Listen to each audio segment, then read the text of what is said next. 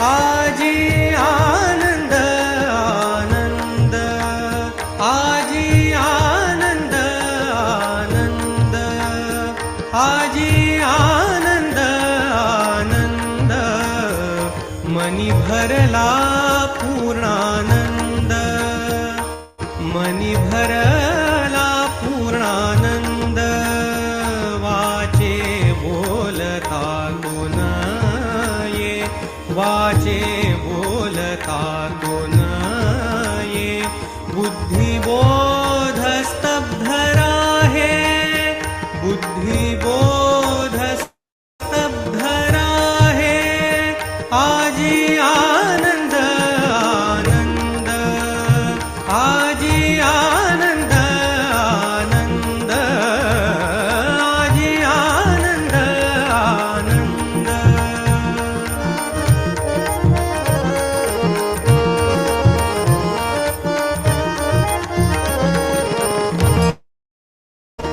नित्यानंद सद्गुरु रूपा, नित्यानंद सद्गुरु रूपा, नित्यानंद सद्गुरु रूपा.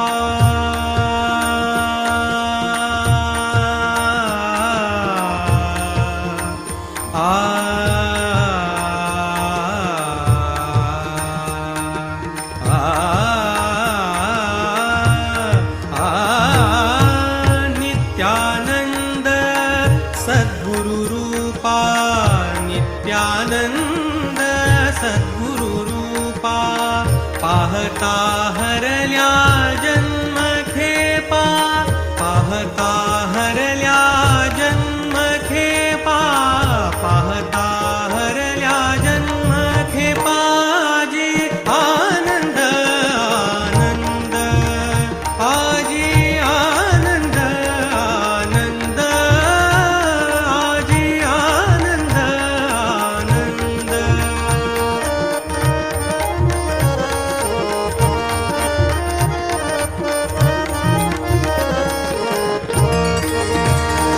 तया माझा नमस्कार, तया माझा नमस्कार,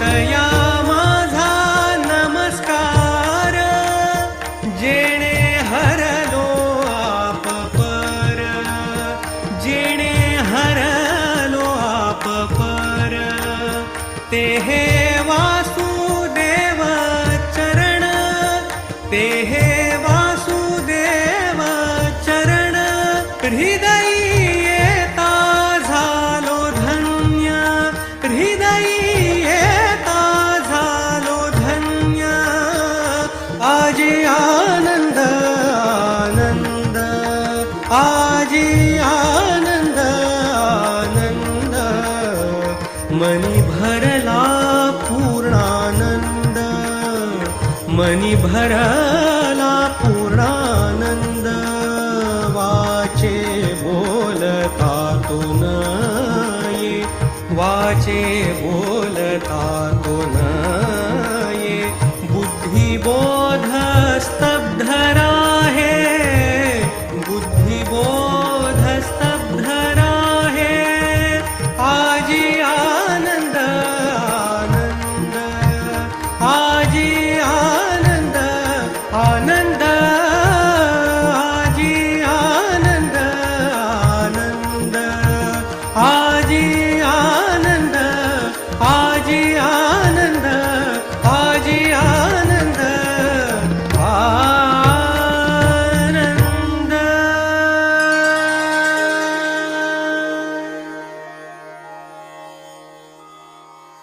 या अभंगात ज्याला आनंद म्हटलं त्यालाच आज समर्थ ब्रह्म आत्म ऐक्य म्हणणार आहेत, अनन्यता म्हणणार आहेत. आणि तिथे सध्या आपली बुद्धी जिथे जिथे चालते तो बुद्धिबोध स्तब्ध झाला पाहिजे, त्या वृत्ती गेल्या पाहिजेत. आणि त्यातनं जो आनंद आहे तो शब्दात सांगता येत नाही, तो केवळ सद्गुरु कृपेनच मिळतो. बुद्धिबोध स्तब्ध राहे, नित्यानंद सद्गुरु कृपा. यांनी झालेला आहे तो. तर आपण आता ह्याचं पूर्ण या अभंगाचं जणू काही विश्लेषण आजच्या समासात समर्थ सांगणार आहेत. त्याच्या पाठीमागची भूमिका, त्यात आपण आधी आपली प्रार्थना म्हणू आणि आपण सुरू करू. ओ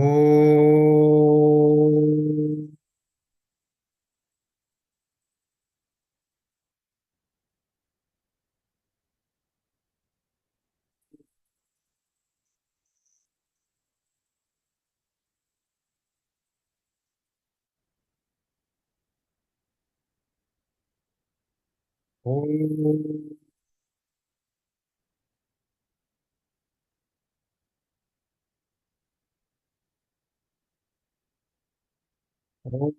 श्री गणेशाय नमः.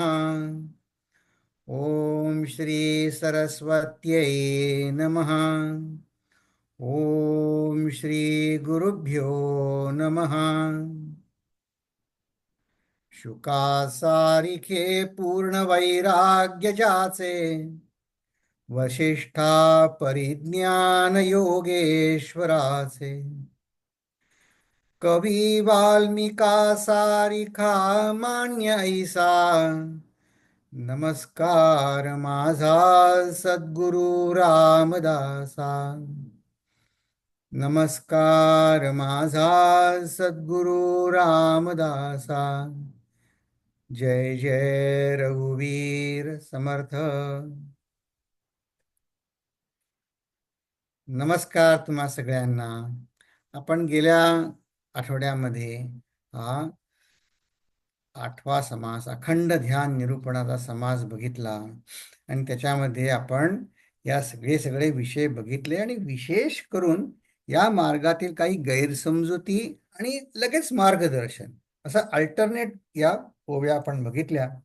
पण त्यात शेवटच्या ओव्या बघताना आपल्याला थोडी घाई झाली, तर आपण आज आणखीन बघणार आहोत. तर समर्थ सांगतात की प्रत्येकाला बघा ध्यानाची काय हौस असते, म्हणजे चांगलं बरं का, पण आपली त्याला लायकी पाहिजे ना ध्यानाची. तर त्याचे पण घाई करून चालत नाही. म्हणले हे फुटक मन एक वटले तेने तुटक ध्यान केले, असं नाही चालत. आधी आपला अनन्य व्हायला जमलं पाहिजे. अनन्य ते सहजच आहे, परब्रह्म परमात्मा सभोवती सगळीकडे भरून आहे, आपण शोधून न पाहे. ज्ञानी विभुरून राहे समाधाने. पण आपल्याला ते जमत नाही. आपल्याला ते असं वाटतं की मला हे ध्यान आणि मी माझ्या पद्धतीनं करणार, गुरु सांगतील तसं करेनच असं खात्री नाही. ते ते एक तुकारामाचा अभंग आहे बघा, त्यात त्यांनी म्हटलंय, आत्ता जे म्हणजे म्हटलं की बुद्धिबोध स्तब्ध पाहिजे, तर माझी बुद्धी कुठे कुठे चालते ती आधी पहिली थांबली पाहिजे. त्यालाच आपण आशा म्हणतो.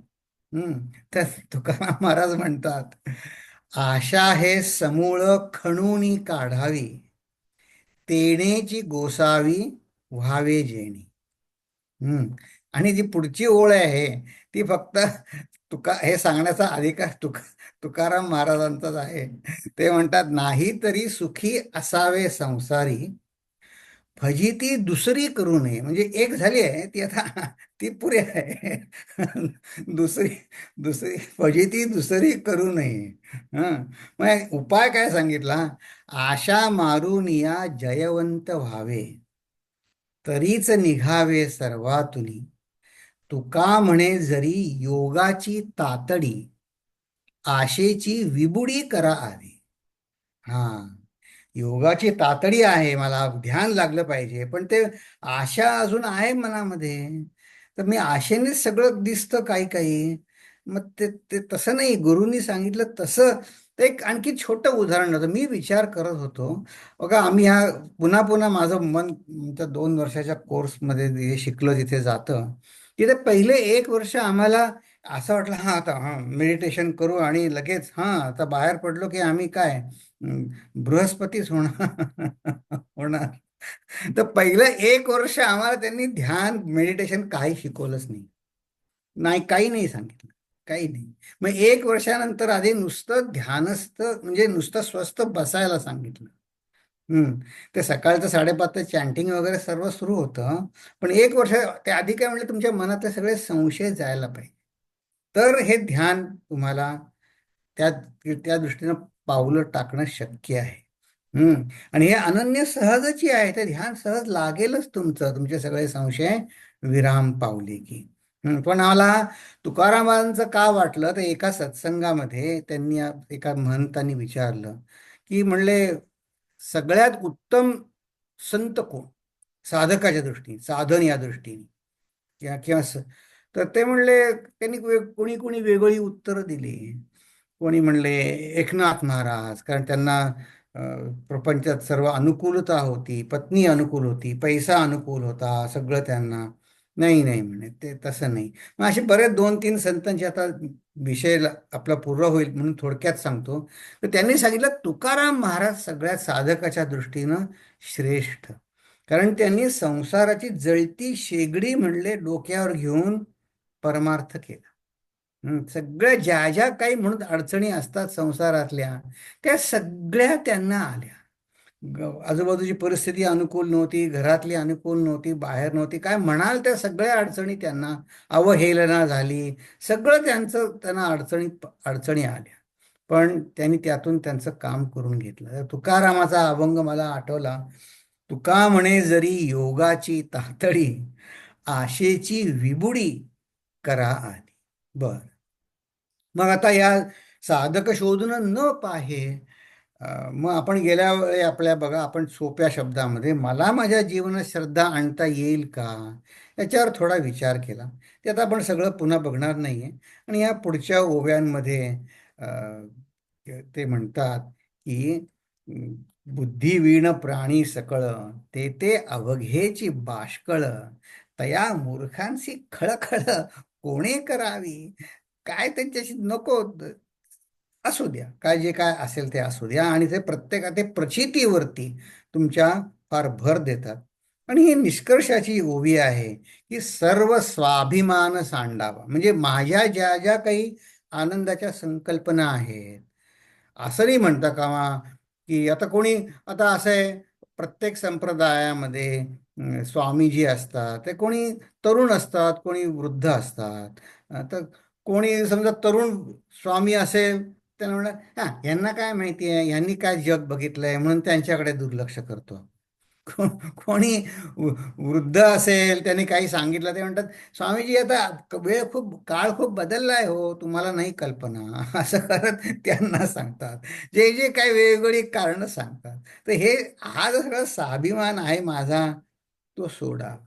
मग काय करावं, अंधश्रद्धा ठेवा असं नाही.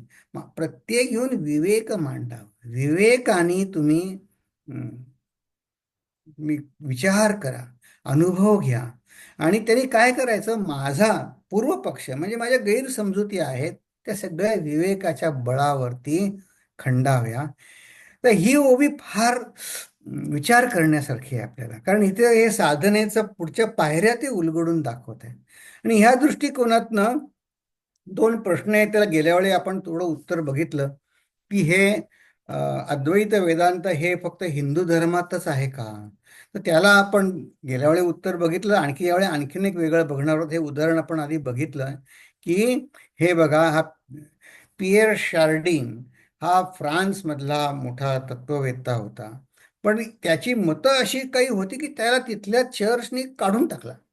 त्याला सांगितलं तू भाषण द्यायचं नाही. त्याला कालबाह्य म्हणजे त्याला काढून टाकला. त्याची काय वाक्य आहे, we are not human beings having a spiritual experience but we are spiritual beings having a human experience. हा, matter is spirit moving slowly enough to be seen म्हणजे त्याला सगळं चैतन्य जगभरात भरून राहिलं आहे. हे जे संतांनी सांगितलं तेच हा वेगळ्या शब्दात सांगतो आहे की नाही. हम्म. आणि हे कारण का ती रियालिटी एकच आहे, ती ती तशीच एकच आहे, ती आणखीन कोणी अं, बनवलेलं नाहीये. ते खरंच तसं आहे. आपण फक्त ते स्वीकार करून त्या दृष्टीनं प्रयत्न करायसारखं आहे.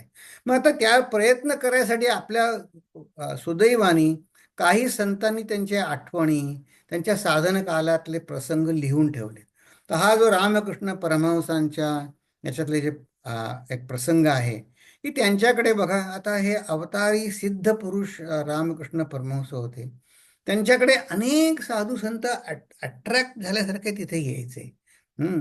तर ती हा तिथे राम लल्ला, एक जो जटाधारी, त्याचं नाव जटाधारी आहे. त्याच्यापाशी काय होतं, एक रामाची छोटी मूर्ती होती. त्याचं पिक्चरही दाखवणार आहे तुम्हाला मी, ते अजून आहे दक्षिणेश्वरला. हम्म. आपल्यापैकी एक जण येणारे मराठे काका गेल्या ह्याला दक्षिणेश्वरला गेले होते त्या मठामध्ये. ते तर तिथे तर तो जटाधारी काय करायचा, हे आज आपण जो आता हा समास बघत आहोत, तिथे ती मानसपूजा ह्या बाल रामकृष्ण रामाची करायचा. आणि ती मूर्ती त्याच्या मानसपूजेमध्ये जिवंत व्हायची आणि खेळायची, ते सगळं सांगायची काही. मग ते रामकृष्णांकडे आल्यानंतर त्याला असं जाणवलं, पूजा करताना ती रामाची सतेज चैतन्य झालेली मूर्ती ती रामकृष्णांच्या खोलीकडे जाते, म्हणजे माझ्यापाशी राहत नाही. आणि त्याचं विशेष म्हणजे रामकृष्ण परमहंसांना जाणीव होती की त्याची ह्या अशा जटाधारीची रामाची मूर्ती माझ्याकडे येते. तर ही ती मूर्ती आहे, त्याचं चित्रही, त्याचा फोटोही आहे.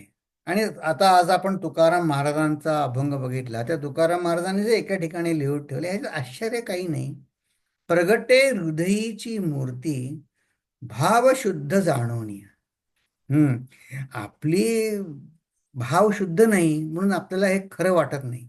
पण ठीक आहे, आपण आता जसे आहोत तसे आहोत. आपल्याला काही कोणी असं म्हणत नाही की खोटं खोटंच तुम्ही, नाही नाही तुम्ही सगळ्यांनी होच म्हटलं पाहिजे, अशी काही कोणाची जबरदस्ती नाही आहे.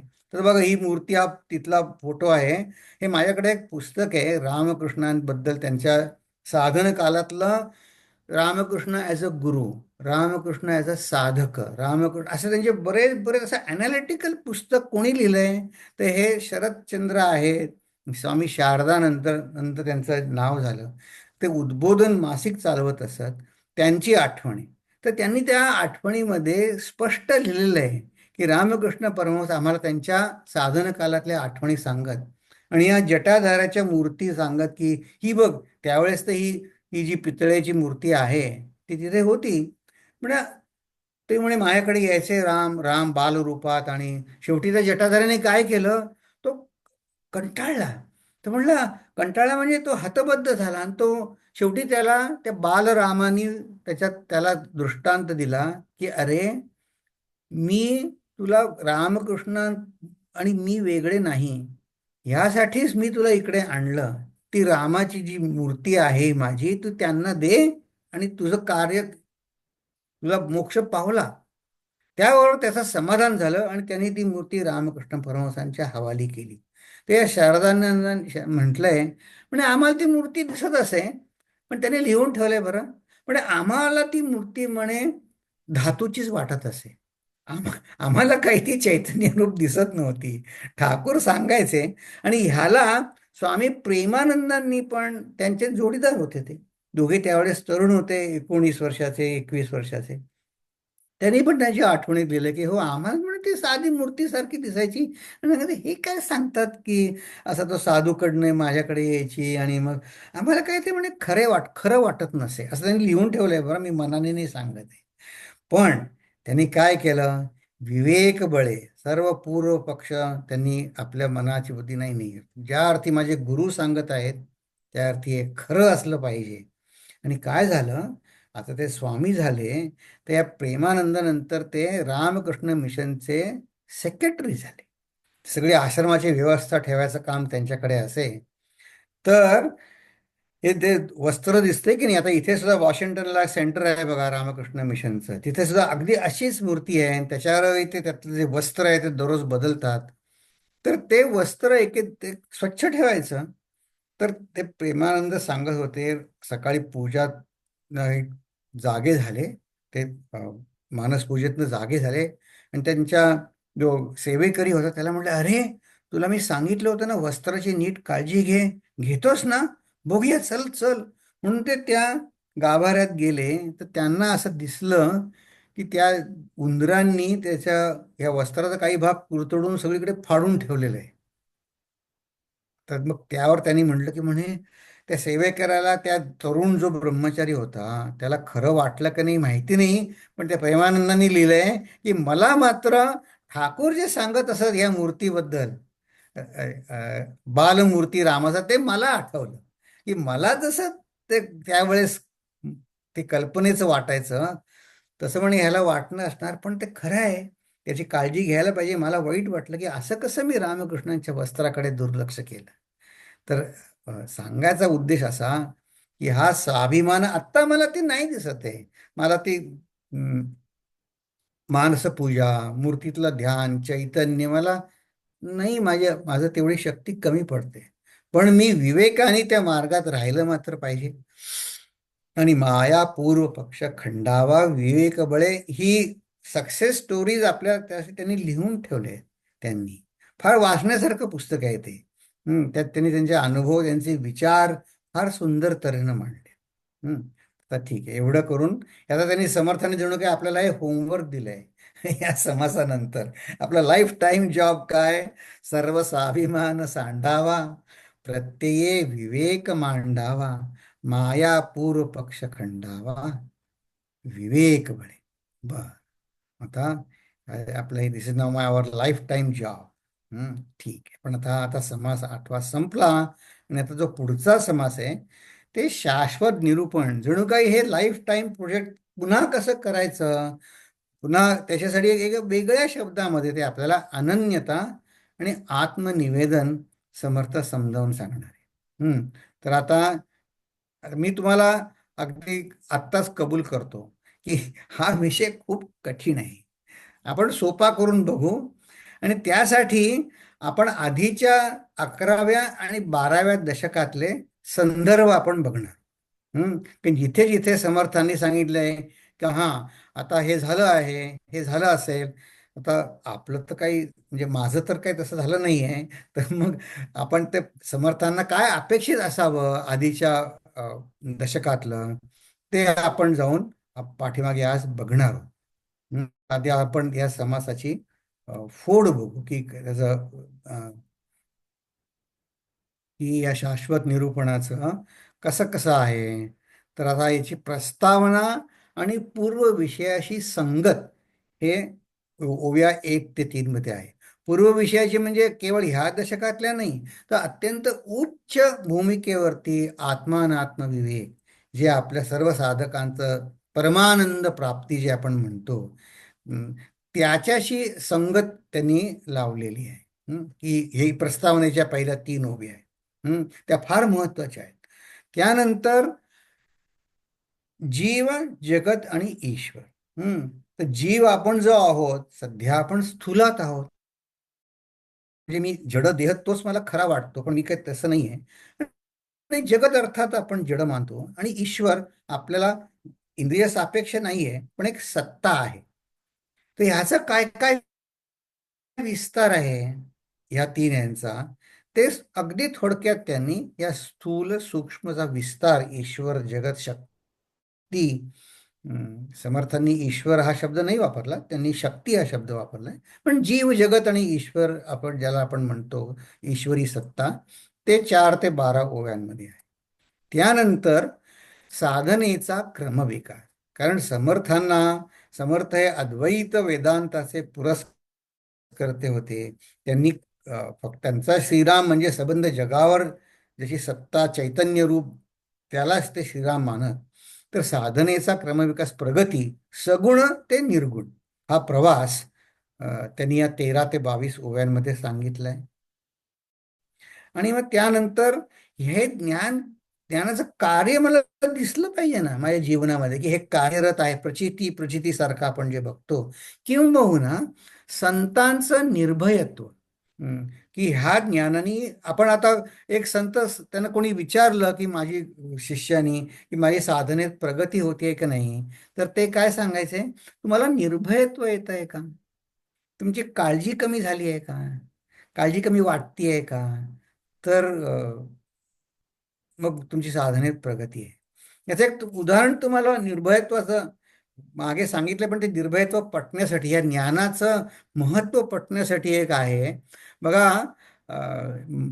काही 15-20 वर्षां, बरेच जास्ती वर्षांपूर्वी जेव्हा हे पेट्रोलचे भाव खूप वाढले होते, मग त्यानंतर ह्या आखाती, ह्या मिडल ईस्टमधल्या देशांनी त्यांच्या काय तेल कंपन्यांचं, पेट्रोल कंपन्यांचं, त्यांनी त्यांचं पुनरुज्जीवन केलं. त्यांनी बाहेरचे त्यांच्या अरबस्थानमधनं तिथले लोकल तिथल्या लोकांना शिकवून अमेरिकेमध्ये किंवा आणखीन पाश्चात्य देशांमध्ये MBA वगैरे करून मग पुन्हा त्यांच्या कंपनीत आणले.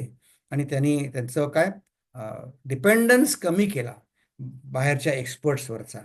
तर त्यावेळेची एक आठवण आहे की त्यावेळी भारतातनं बरेच जण मिडल ईस्टला अजूनही जातात, तिथे होते. तर हा नवीन आलेला एक ऑफिसर, जो शिकून आला होता फॉरेनहून, काय तरुण होता, तो या कंपनीत त्या आला. आणि हे जे ज्यांची साधक होते त्यांची आठवण तुम्हाला सांगतोय की हे ते अत्यंत ज्ञानी होते. साधक म्हणजे उच्च दर्जाचे साधक होते. अकाउंट्समध्ये काम करायचे ते या कंपनीच्या. तर ते त्यांची उपासना झाल्यावर मग म्हणजे त्यांची तल्लीनता होत असे, त्यांना वेळेचं भान उरत नसे. पण ते जायचे ऑफिसला किंवा नंतर, आणि मग ऑफिसचं काम मात्र चोख होतं त्यांचं, अकाउंट्समध्ये होते. तर हा जो नवीन म्हणून आला, त्याने सांगितलं की सगळ्या जणांनी या वेळे आलंच पाहिजे. मग ते 1-2 महिने त्यांनी विचारलं, सगळेजण येतात ना वेळेवर, त्यांना सांगितलं येतात, पण एक जण म्हणले येत नाही. हा, कोण, ते याचं नाव सांगितलं की हा मनुष्य वेळेवर येत नाही. हा, म्हणले वो जब आएगा तब उसको सलाम बोलो. सलाम बोलो म्हणजे मी आठवण काढले असं सांगा. तो ते आले काम, त्यांची पूजा वगैरे आटपून, म्हणजे तुम्हाला बोलवलंय नवाबनी. ते गेले भेटायला. म्हणे किती वाजले? हम्म, 11 वाजले. हा, ऑफिस किती वाजता उघडतं? म्हणजे 10 वाजता. मग म्हणले म्हणलं काही नाही, गप्प बसले ते. म्हणे उद्यापासनं 10 वाजता यायला पाहिजे. ते म्हणले नाही जमणार मग. म्हणल्यावर नाही जमणार. अं, तर म्हणलं का? तर त्यांनी सांगितलं माझी उपासना असते, माझी तंद्री जेव्हा त्यातनं मला मी भानावर येतो तेव्हा मी ऑफिसला येतो. हं. कधी 10:30 वाजता येतो, कधी 11 वाजता येतो, पण म्हणे येतो. माझं म्हणे तुम्ही काम बघा, काम की कसं आहे, ते पूर्ण आहे का नाही. बरं आहे म्हणले, जा सगळ्यांना देखत. मग तो शहाणाच होता जरा, समंजस, जा म्हणला. बघितलं ह्याचं काम अगदी चोख होतं काम, सगळं काम चोख होतं त्याचं. आणि बाकीच्यांची कामं जशी आता तुम्ही आम्ही करतो तशी तशी होती. तर ते सांगत, त्या जेव्हा भारतात आले भेटायला, गुरूंना भेटले, तर गुरूंना सांगत होते की म्हणे मग 6-7 महिने झाले त्यांनी माझं काम बघितलं, माझ्यावर लक्ष ठेवलं, आणि नंतर तो मला सांगायला लागला, म्हणे मी संध्याकाळी 6-7 पर्यंत वाजले तरी मला म्हणे शुद्ध नसायची, पूर्ण कामामध्ये पण तीच तल्लीनता, काम संपेपर्यंत मी करायचो. तर मला येऊन सांगायचा की तुमचं काम झाल्यानंतर मला केबिनमध्ये येऊन भेटा. हं. मग म्हणे जायचो भेटायला, तर म्हणले काही काम नसायचं त्याचं माझ्याशी. तर मी त्याला विचारलं मला का भेटायला बोलवतोस तू? तुझं काही काम तर नाही आहे माझ्यापाशी. म्हणला नाही म्हणे, तुम्हाला तुमच्याशी बोलल्यावर मला बरं वाटतं. हं. आता त्यांनी ह्या ज्ञानाचं, ते आणखी बऱ्याच गोष्टी आहेत, पण जाऊ द्या, आजचा आपला विषय राहील. पण पण ह्या संतांचं निर्भयत्व असतं. ते म्हणतात माझं पालन रक्षण करणारं वेगळं आहे. हं. मी माझं काम जसं भगवंताच्या इच्छेनं आहे. तर तर त्यांना गुरूंनी विचारलं त्यांच्या, तुला भीती नाही का वाटली? त्यांनी जेव्हा पहिल्यांदा त्यांना सांगितलं की यायला पाहिजे, नाही जमणार. म्हणे भीती काय म्हणे, शंकर भगवानाच्या, त्याने शंकराची उपासना करत असत. शंकर भगवानाच्या कृपेनं सगळं चालतं, ते त्याच्यावर म्हणे तो थोडी माझा बॉस आहे, शंकराची त्याच्यावर पण सत्ता चालते. आता हे ऐकायला सोपं आहे, पण निर्भयत्व पण हळूहळू आपल्याला यायला पाहिजे. आणि अनेक जणांना येतं, हा अनुभव आहे. हं? त्यानंतर निर्गुण साधनेचं रहस्य, जी माया, कारण आपण सर्व, आपला सर्व वावर मायेच्या क्षेत्रात आहे. तर ते मायेचा आणखीन एका वेगळ्या तऱ्हेनं समर्थ ह्याच्या पुढचा म्हणजे 10वा समास, अ, माया विषयावर त्यांचं निरूपण आहे. त्याची प्रस्तावने दाखल या शेवटच्या 2 ओव्या आहेत.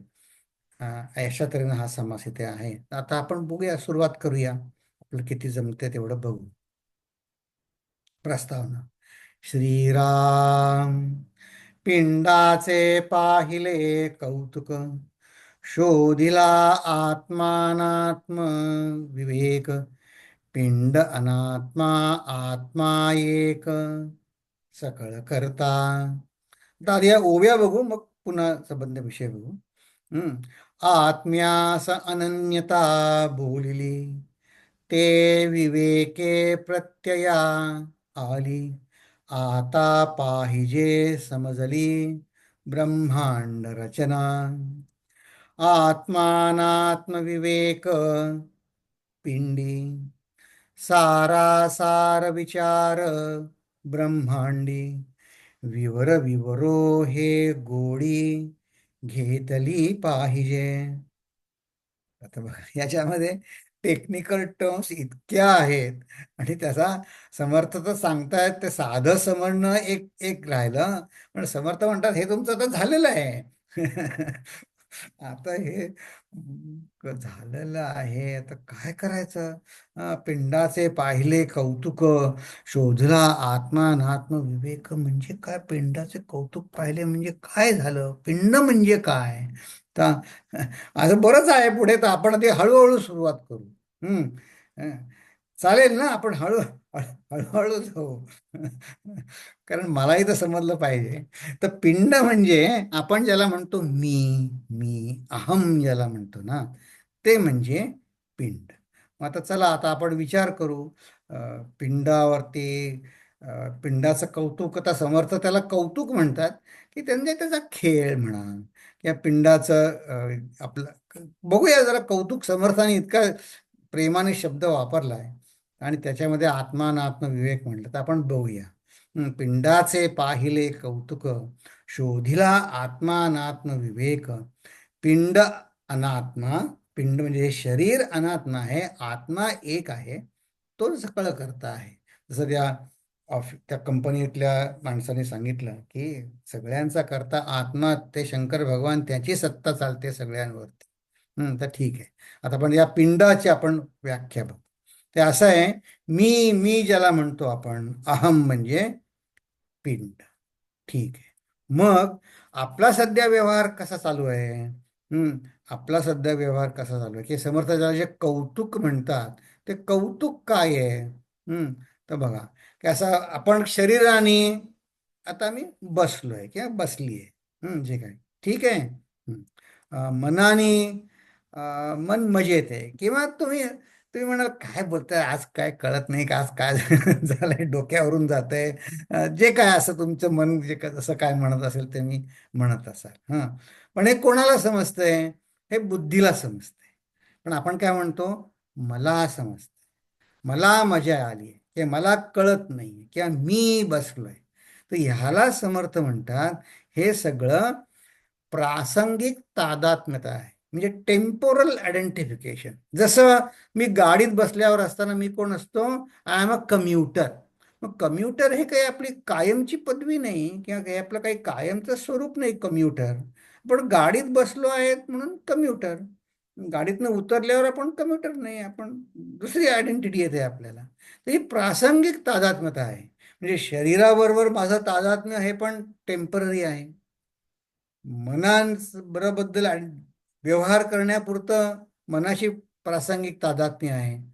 मग आता हे प्रासंगिक तादात्म्य म्हणण्यामागे उद्देश काय?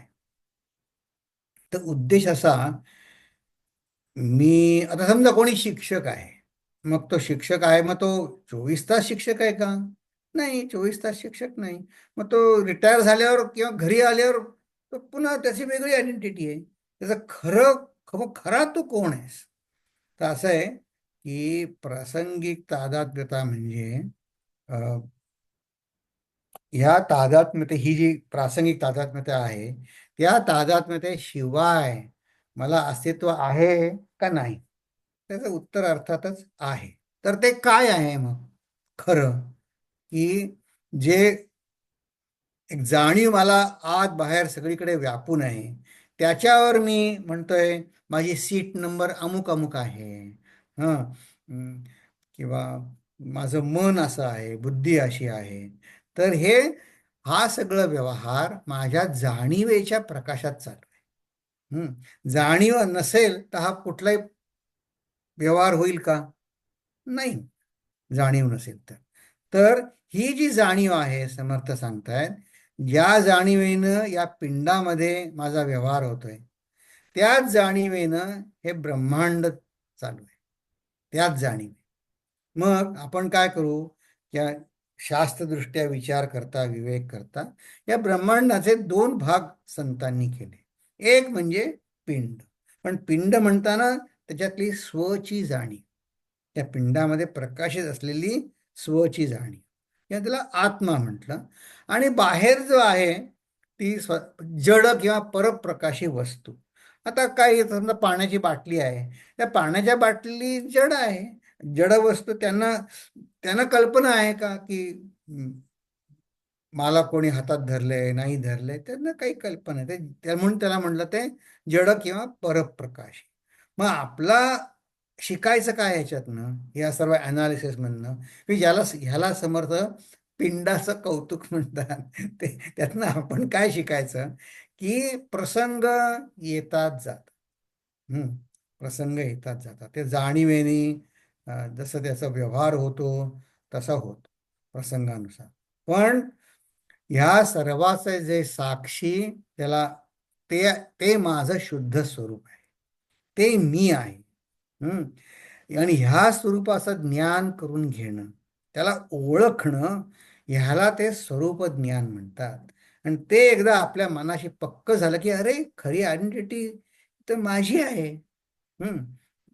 तर ह्याला एक संत खूप छान उदाहरण द्यायचे. समजा म्हणे तुम्ही अमुक एखादा ड्रेस घातला आहे आणि त्या सांगितलं, हे ते निळा शर्ट घातलेला काय तर असं तसं. पण म्हणलं समजा जर मी तो निळा शर्ट खुंटीवर काढून ठेवला, हं, तर म्हणे त्या निळ्या शर्टला किती क्रिटिसाइज केलं तरी मला त्रास आहे का? नाही.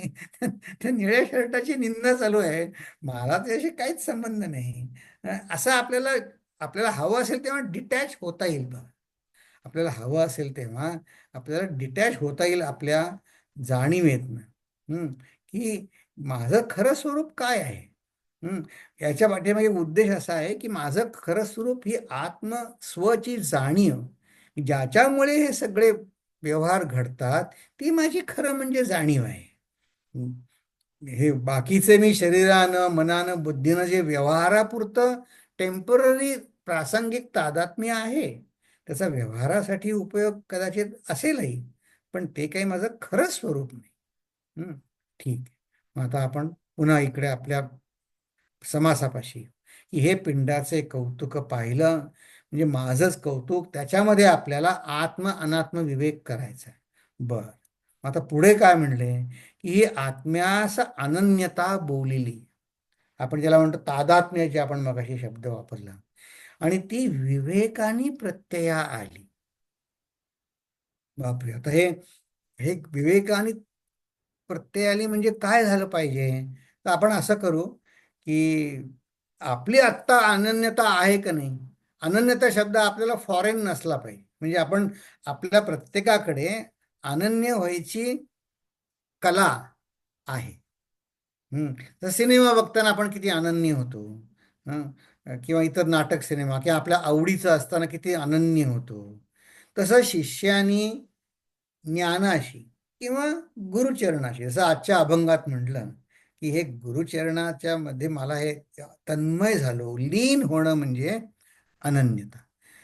तर आत्मसाक्षात्कार होऊन ज्याला आत्मज्ञान होते तो सद्गुरू. हम्म. आणि आत्मसाक्षात्कार व्हावा, मला आत्मज्ञान व्हावे अशी तळमळ ज्याला आहे तो सत्शिष्य. तर आता बघा, आपण सत्शिष्य किंवा माझं साधन योग्य चालू आहे की नाही याचा निकष सांगणारं एक सुंदर पुस्तक आहे. आता ते किंडलवर उपलब्ध आहे बघा, $2. इसेन्स ऑफ स्पिरिच्युअलिटी, त्याला अध्यात्म लक्षणं असं सुद्धा म्हणतात. त्याच्यामध्ये एक श्लोक आहे, तो खूप आवडतो मला. त्याच्यामध्ये असा तो श्लोक असा आहे, तीव्रोत्कंठा च या ज्ञातुम स्वरूपम तत्वमात्मनः.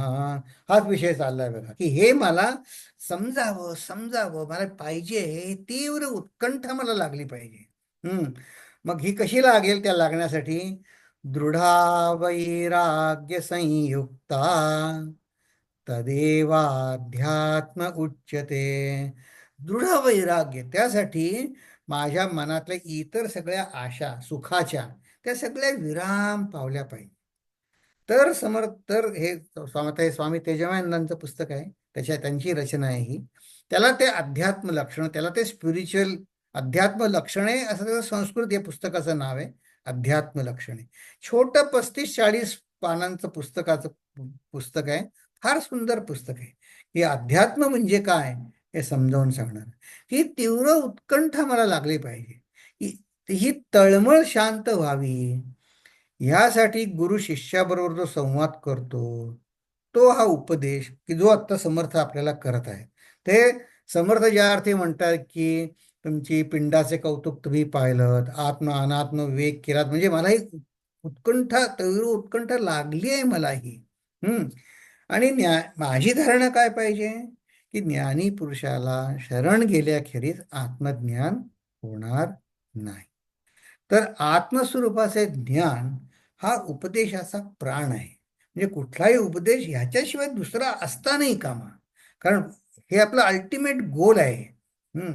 तर ह्याच्याकडे मात्र आपण लक्ष ठेवलं पाहिजे, की माझं ध्येय काय.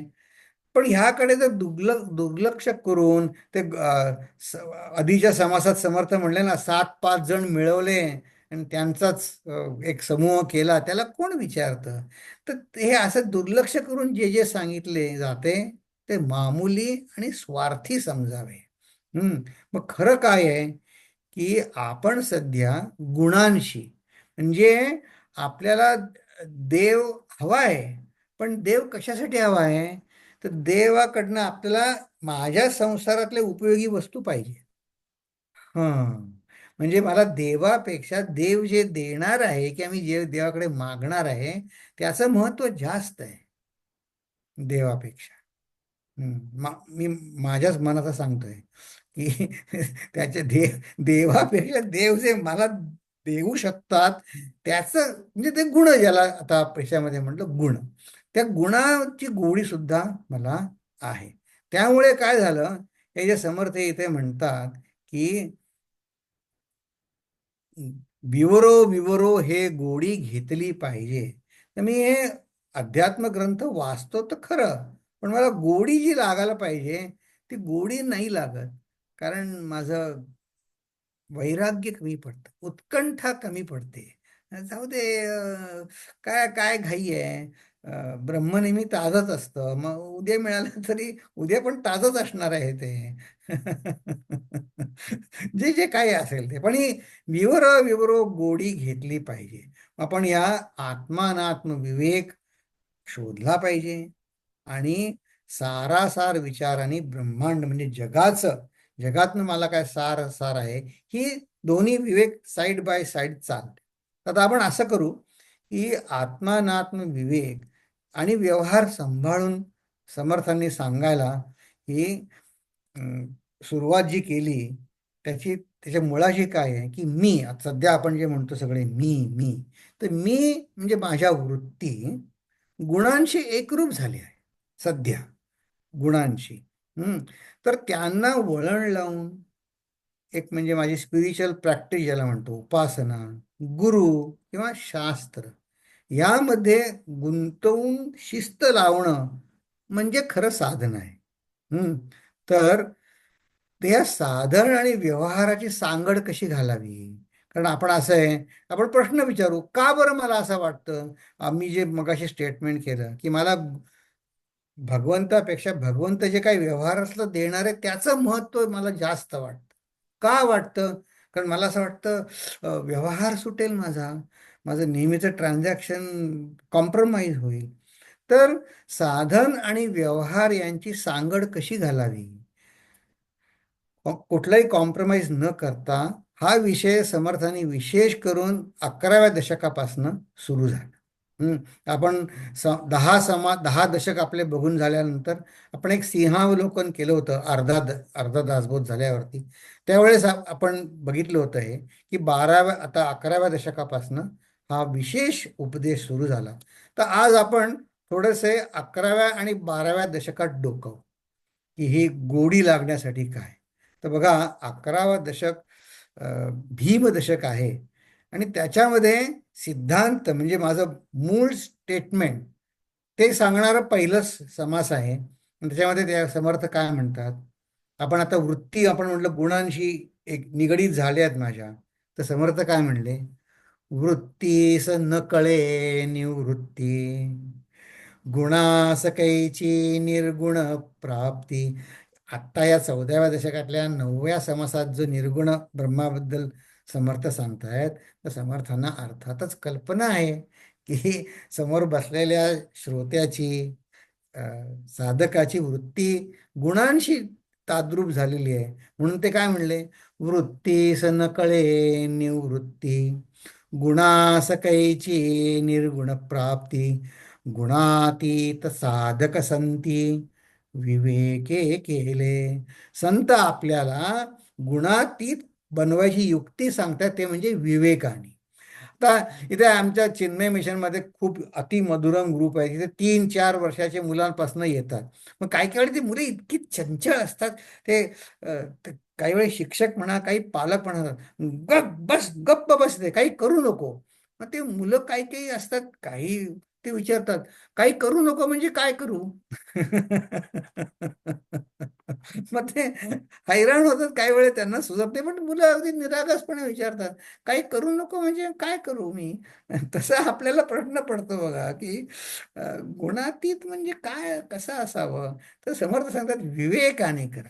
म्हणून आपण आज ह्या 11व्या दशकात हे सांगितलंय, तर फक्त काय म्हणायचं, कन्क्लुजनच्या 2-4 ओव्या बघू आणि मग आपण थांबू. आपण, कारण हा विषय आजचा खूप कठीण होत चाललाय.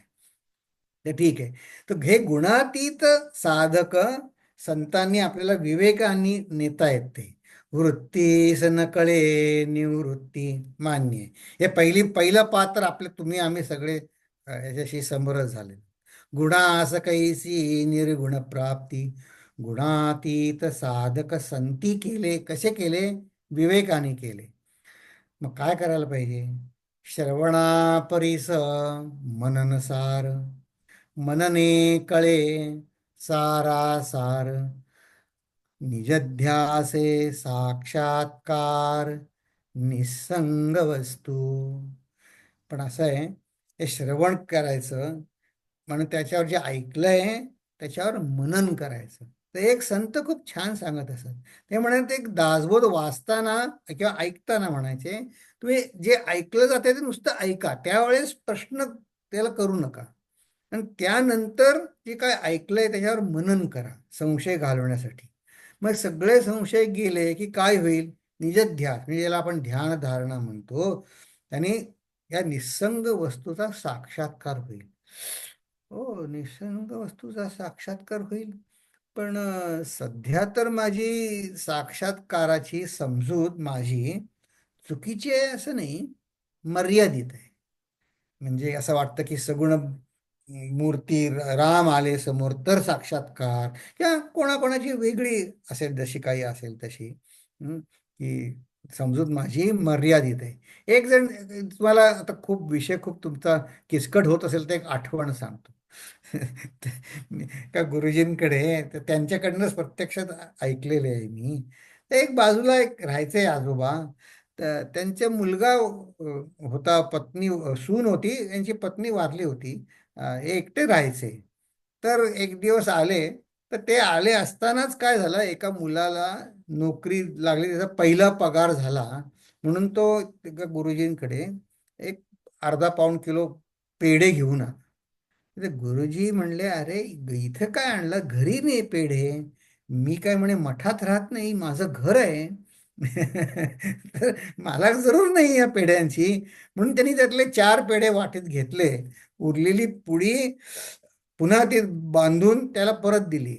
आणि ते वाटीतला अर्धा पेढा मला दिला, अर्धा पेढा आणि कोण जण होता त्याला. आणि एवढ्यात काय झालं, ते एक आजोबा आले जे यायचे सत्संगाला, आणि त्यांना ते वाटीत 2 पेढे होते, ते सगळी वाटीच्या वाटीत त्यांना दिली. म्हणलं हे घ्या. तर त्यांना अं, रडायलाच आलं एकदम ते पेढे घेतल्यावरती. ते म्हणले, काय झालं तात्या, काय झालं रडायला, काय तात्या, काय झालं काय? ते म्हणले, "हं, गुरुजी आज माझा वाढदिवस आहे, म्हणून मी सुनेला सांगितलं की काहीतरी गोड कर खायला. तर तिनं मला जे म्हणे सुनावलं, आणि कसं परवडत नाही, कठीण काळ आहे, काही मिळणार नाही म्हणले. आणि मी गप्प बसलो. आणि मग म्हणे, आता म्हणे तुम्ही मला म्हणे, देवाने माझी इच्छा अशी पुरवली.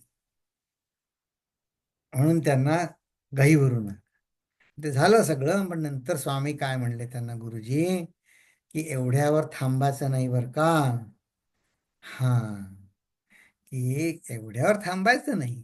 ठीक आहे, तुमच्या ह्याच्यात असा प्रसंग झाला आणि तुम्हाला, पण म्हणे, कारण का त्यांना कुठे, त्यांना समर्थांच्या आणि कुठे न्यायचं होतं, त्यांना साक्षात्कार निस्संग वस्तू. सध्या माझी चुकीची म्हणत नाही, समजूत मर्यादित आहे. मग त्याचा उलगडा त्यांनी दुसऱ्या, आता पहिला सिद्धांत सांगितला, मग आता सिद्धांत जाऊन त्यांनी पुढच्या ह्याच्यामध्ये चत्वार निरूपण, खरं माझ्याकडनं चूक झाली, हे चत्वार देव निरूपण असं खरं त्याचा शीर्षक आहे या समासाचा, चत्वार देव निरूपण. ते देवाचंच वेगवेगळं वर्णन आहे की देवाची आपली समजूत कशी मर्यादित आहे.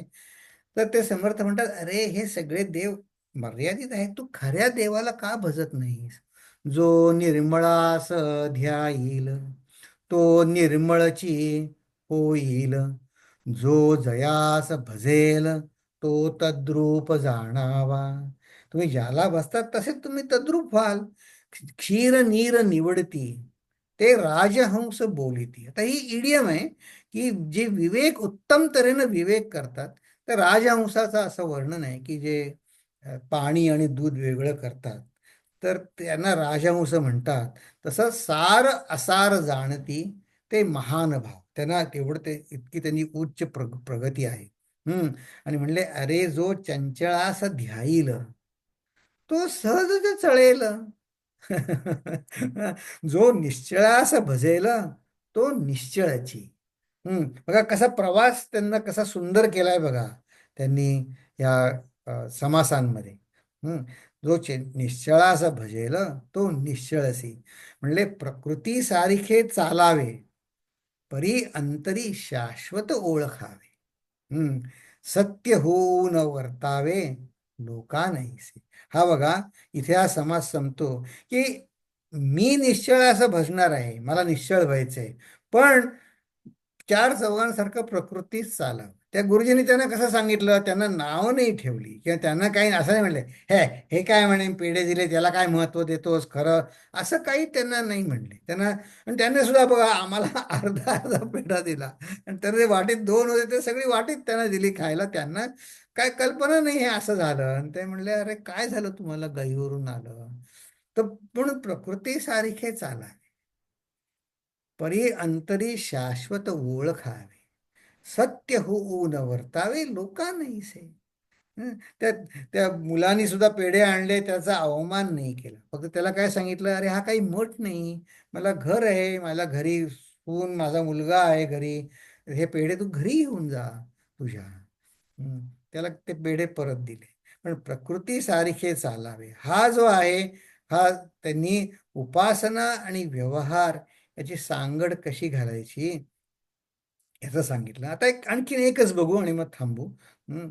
मग या भीमदशकातली एक तिसरा समास आहे शिकवण. त्यांची अनफोल्ड कितका सुंदर होतोय हा. हा, त्याच्यामध्ये काय म्हणले, आ- मी माझी उपासना कशी पाहिजे.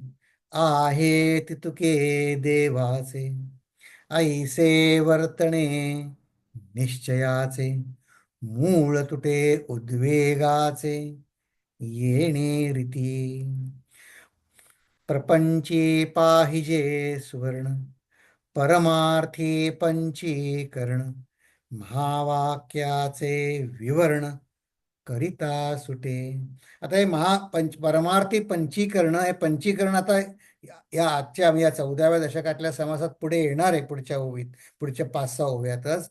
पण ते काय म्हणले, जसं परमार्थामध्ये सुवर्ण आहे आपल्याला, म्हणजे पैसा धनाचं महत्व आहे, तसंच परमार्थामध्ये पंचीकरण म्हणजे सगुणातून निर्गुण ती शक्ती शोधायचं, त्याचं महत्व आहे.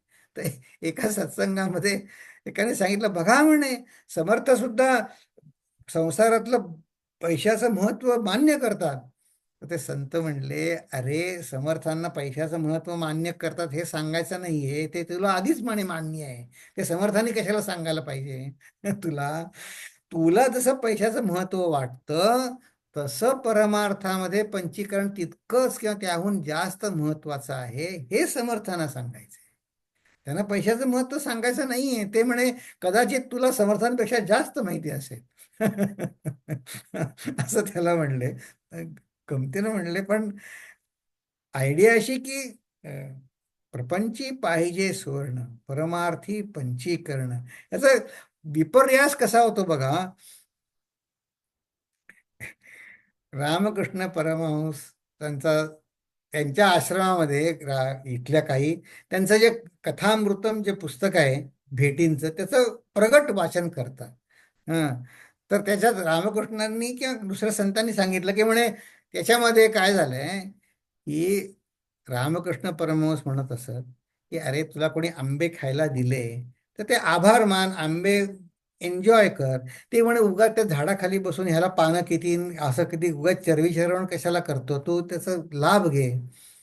तर म्हणले, हे त्यांनी कथा सांगितली, सगळं संपलं, आणि मग नंतर तिथे जेवण असतं. तर त्यात एक जण म्हणले, आताच रामकृष्ण परमहंसांनी सांगितलंय आंबे खा. तर ते संत होते, ते म्हणले, अरे रामकृष्णाने आंबे खा असं नाही सांगितलं. ते- ते- त्यांनी उदाहरण कुठल्या उद्देशाने दिलं, तसं समर्थांनी हे प्रपंची पाहिजे सुवर्ण कुठल्या उद्देशाने म्हटलं.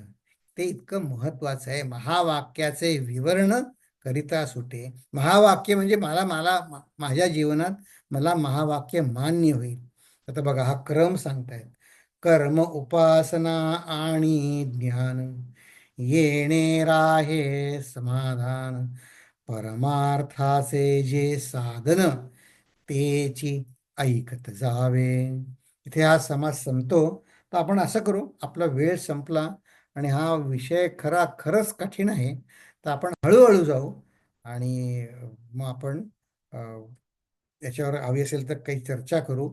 पण हा 11वा दशक आणि 12वा दशक ह्याच्यामध्ये जी समर्थांनी विषय त्यावेळेस मांडलेत, त्याच्या आधारावरच हा 14व्या दशकातला 9वा समास आहे. हं? ते आपण त्याचं विवरण आपण will go back and fourth आणि बघूया. आपल्याला माझ्याकडनं मी प्रयत्न करतो समर्थांच्या ओव्यांचा अर्थ समजून घ्यायचा. तर मी इथे थांबतो.